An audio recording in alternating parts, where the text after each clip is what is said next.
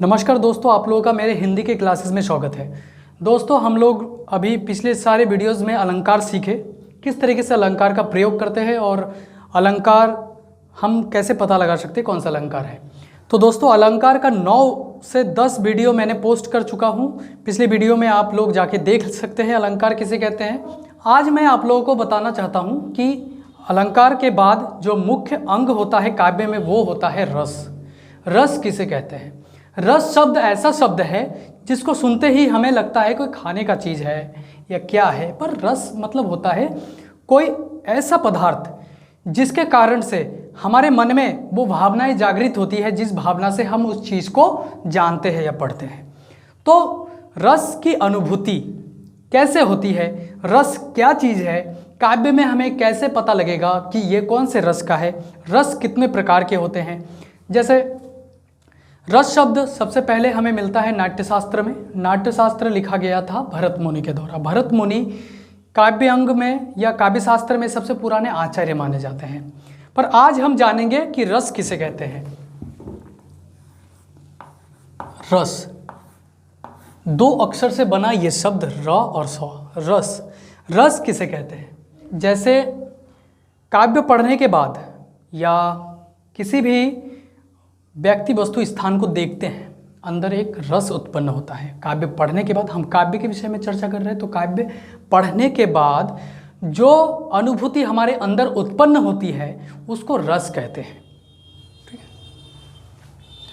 है, रस किसे कहते हैं?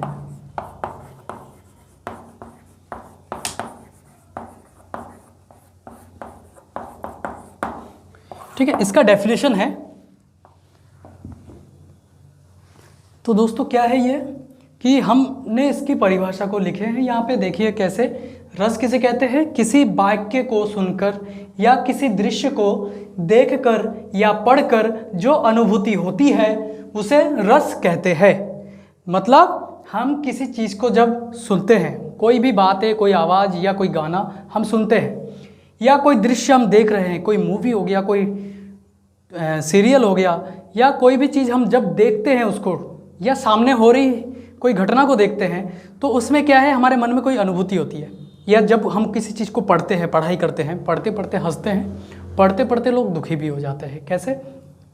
वो अनुभूति के कारण होता है। उस अनुभूति को रस कहते हैं। जैसे एक उदाहरण ले लेते हैं। ठीक है, हो गया।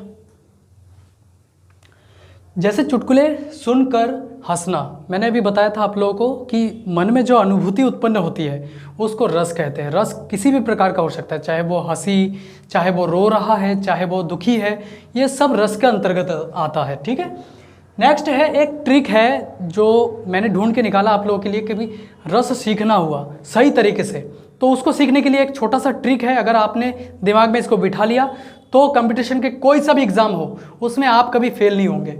उसमें क्या है, छोटा सा है, रौद्र भयानक शांत रस, करुण हास्य श्रृंगार, अद्भुत वीर विभत्स रस, 9 रस के श्रृंगार। रस क्या है? मुख्य रूप से 9 माना गया है, पर भरत मुनि ने अलग माना है, जयदेव ने अलग माना है। ऐसे करके कई सारे ऐसे पुराने आचार्य हैं जो अपने अपने अनुसार रस बनाया गया। देखिए, इसमें 2 रस और जुड़ जाएगा आप लोगों के साथ। वैसे तो 9 रस का ये ट्रिक है, एक बार आप लोगों ने पढ़ लिया तो कभी नहीं भूलोगे। ये ट्रिक आप लोग याद रखना कि रौद्र भयानक शांत रस, करुण हास्य श्रृंगार, अद्भुत वीर विभत्स रस, 9 रस के श्रृंगार। तो 9 मुख्य रूप से माना गया, परंतु जब से सूरदास जी आए हैं, सूरदास ने वात्सल्य रस को जोड़ दिया है। उन्होंने सुरसागर में श्री कृष्ण के बाल लीलाओं का वर्णन किया है, उसमें वात्सल्यता को दिखाया गया है, इसलिए वात्सल्य रस और ज़्यादा ऐड हो गया उसमें। और अगर एक रस और बड़ा है भक्ति रस, वो तुलसीदास के कारण हुआ है। तुलसीदास ने अपने रामचरितमानस या रामलला नहछु जो भी लिखा उसमें भक्ति रस भरपूर मात्रा से है। तो एक रस भक्ति रस और जुड़ गया है, बाद में जाके 9 रस से 11 रस में बदल गया है। तो मुख्य रूप से जो 9 रस है उसके विषय में बता रहा हूँ। इधर देखिए नाम आ गया, रौद्र एक रस हो गया, दूसरा हो गया भयानक, तीसरा है शांत, और इधर देखिए करुण जो है ये चौथा हो गया। 1 2 3 4 तो ये हो गए। उसके बाद अद्भुत, वीर, विभत्स। ठीक है, कितने हो गए ये? 4 5 6 7। 1 2 3 4, और ये हास्य रस भी देखो यहाँ पे है हास्य रस, 1 2 3 4 5 6 7 8, और ये श्रृंगार रस। ये 9 रस जो है इस 2 पंक्तियों के अंदर आता है। कभी भी आप रस को नहीं भूलेंगे। रस के आगे जो भी रस आएगा, कौन कौन से रस है, रस के कौन से अंग हैं, वो सब मैं अगले वीडियो में पढ़ाऊँगा।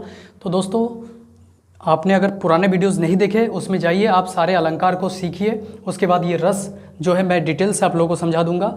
तब तक के लिए धन्यवाद, नमस्कार।